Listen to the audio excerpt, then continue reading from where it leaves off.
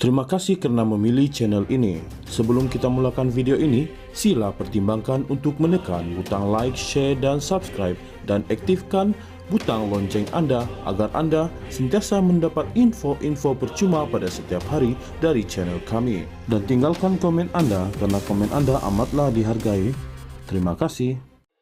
Tiada jalan lain untuk bekas Perdana Menteri Datuk Seri Najib Tun Razak untuk bertanding pada pilihan raya umum ke-15 PRU15 kecuali beliau mendapat pengampunan daripada Yang di-Pertuan Agong melalui Lembaga Pengampunan.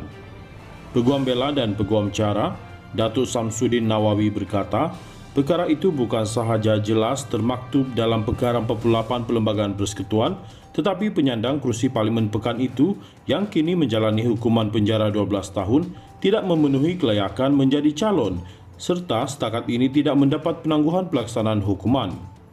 Katanya, antara syarat yang ditetapkan untuk menjadi calon adalah seseorang itu bukan individu yang sudah disabitkan kesalahan oleh mahkamah dan dihukum tempoh tidak kurang 1 tahun atau didenda tidak kurang RM2,000 serta belum menerima pengampunan. Namun keadaan berbeza jika membabitkan pemimpin atau calon lain yang ingin bertanding, tetapi mereka sedang berdepan kes mahkamah berikutan mereka belum dibuktikan bersalah seperti Najib. Dalam konteks ini, meskipun pemimpin terbabit masih boleh bertanding berikutan dibenarkan oleh Undang-Undang Pilihan Raya, masalah paling ketara nanti akan datang adalah dari segi moral. Berkaitan isu moral, beberapa ramai orang sebelum ini disekat daripada bertanding untuk menjadi calon sesebuah parti mempunyai kes mahkamah, jadi tidak perlu timbul keadaan pilih kasih double standard, katanya kepada BH hari ini.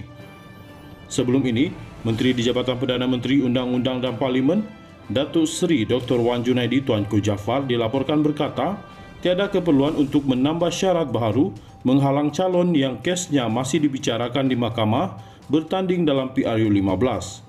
Menurutnya, syarat-syarat bagi pencalonan pilihan raya sedia ada mencukupi sebagaimana yang termaktub dalam Perkara 48-1-1I Perlembagaan Persekutuan. Bagi memertabatkan demokrasi, tidak perlu menambah syarat-syarat baru bagi menghalang mana-mana individu daripada bertanding, sebagai contoh untuk menggubal undang-undang bagi individu yang kesnya masih dibicarakan di mahkamah untuk tidak layak bertanding, katanya.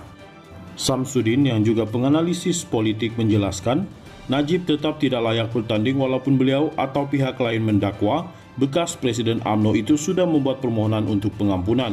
Secara teori, jika kita ditahan polis berikutan tiada lesen, namun memaklumkan lesen sudah diperbaharui, tapi lesen itu belum diperoleh, kita dianggap tidak mempunyai lesen kerana tiada bukti dokumen itu dihidupkan.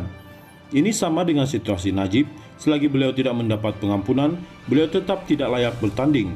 Undang-Undang Pilihan Raya sangat jelas apabila tidak mendapat pengampunan, seseorang itu tidak layak menjadi calon berikutan ada kes, katanya.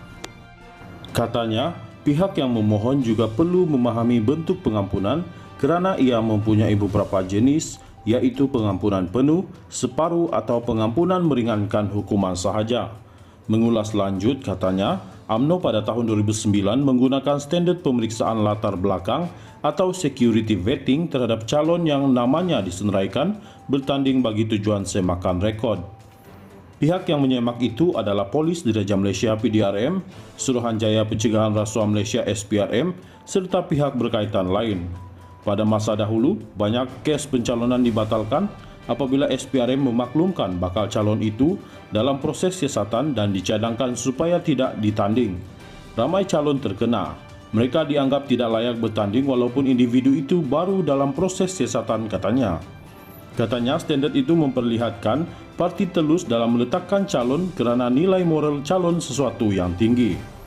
Tahap moral itu terselah apabila orang seperti Rafizi Ramli yang ada kes mahkamah tidak diletakkan sebagai calon, tetapi pada masa sekarang, pimpinan parti nampak berkeras membenarkan calon yang mempunyai kes mahkamah sebagai calon seolah-olah tiada orang lain yang layak. Saya pelik dengan keadaan sekarang, seolah-olah secara khususnya UMNO tidak mengambil pengajaran kekalahan mereka pada PRU14. Mereka tetap berkeras mahu sedaya mungkin melebihkan calon, walaupun calon itu tidak mempunyai rekod bersih, katanya. Sebagai perbandingan, katanya, parti pembangkang menyekat Tian Chua dan Rafizi daripada bertanding, dan UMNO yang mempunyai 3 juta ahli mempunyai ramai pemimpin yang wajar diangkat sebagai 191 calon mewakili partinya.